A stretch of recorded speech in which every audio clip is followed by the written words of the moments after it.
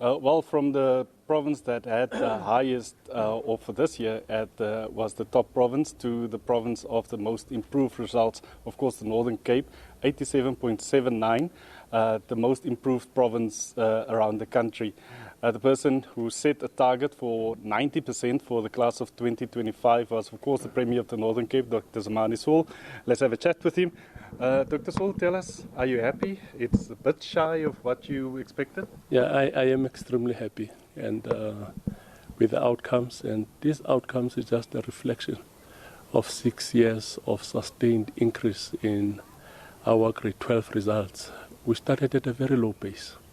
In 2020, we were at 66%, and now we are standing at 88%, which is about 22% increase in our grade 12 results over a period of 6 years. There's no other province that can claim that.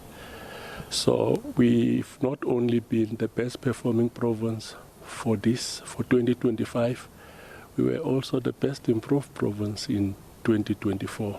2023, we were the second best improved province. So these results are there to actually tell the story of our journey, that public education in the Northern Cape is improving qualitatively and quantitatively. So for the next couple of years, okay, let's start with the class for 2026. What are the plans for that? And we also know that you launched a decade-long plan. Just give us the highlights on that as well. In 2020, we got 66%. Province number 1 in the country got 89%. So we're 23% away from number 1. This year, for 2025, we got 88%, and province number 1 in the country got 90.6%. We are 2.6% away from province number 1. We've reduced the gap from 23% to 2.6%. What we are going to do with the class of 2022, we are going to battle it out for the pole position, which is number 1.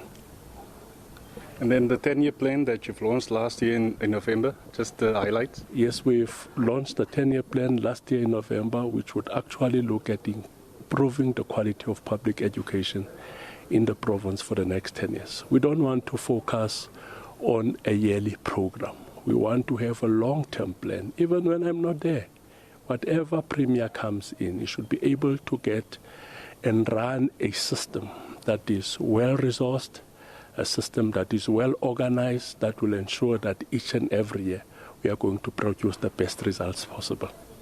Your economy that you've been pushing since you came into this position is one of renewable energy, science, etc. Yeah. So for that you need STEM subjects. Yeah. We didn't perform very well there this year, yes. The year before also.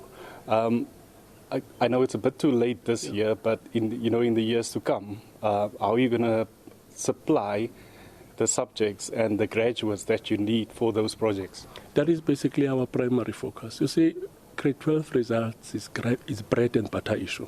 People just focus on grade 12 results, which makes the headlines, and they don't look at the trend line. In 2020, we only had 9,500 teachers in our system. Now we've got 10,000 teachers in our system.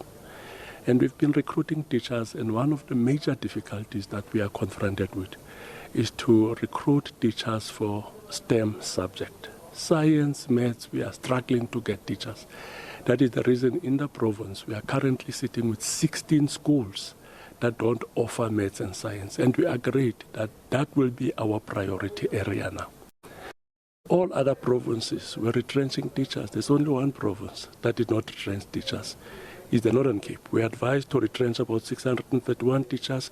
I said not even a single teacher will be retrenched in this province. And that costed us more than 300 million rand. But we are happy we are reaping the fruits. But our primary focus now should be on maths and science teachers. Thank you very much. The Thank you Premier very of the much. Northern Cape, Dr. Zamani Saul, of course, talking about the achievements that they have, but also what they're planning for the next 10 years. I've spoken to some of the learners that are waiting inside. Of course, we just pulled the Premier out, but they, of course, saying that it was hard work during 2025 when they were writing those matric exams, but the most important thing that they felt that attributed to their success of sitting here is, of course, family and, of course, just really, really hard work.